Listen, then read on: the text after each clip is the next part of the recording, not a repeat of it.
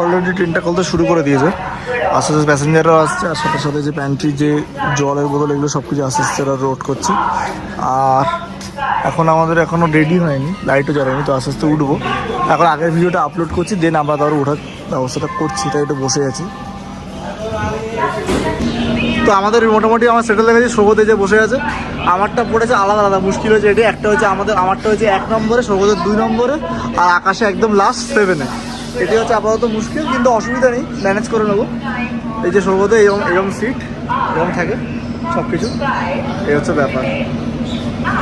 তো ব্যাপারটা হচ্ছে সিটগুলো এরকম অ্যারেঞ্জমেন্ট থাকে, এরকম ডিলাক্স সিট থাকে, যেখানে তুমি বসতে পারো, একদম রিক্লাইনার থাকে, আর একদমই খুব প্রিমিয়াম কোয়ালিটির। এটা কিন্তু অনেকই পুরনো, সেই পুরোনো দিনের ব্যাপারটাই রয়েছে এখনও, একটু রিনোভেশন করা হয়েছে। আর সুন্দর এরকম বড় বড় জানলা দুদিকেই রয়েছে, দেখতেই পাচ্ছ। যেমন হচ্ছে ব্যাপারটা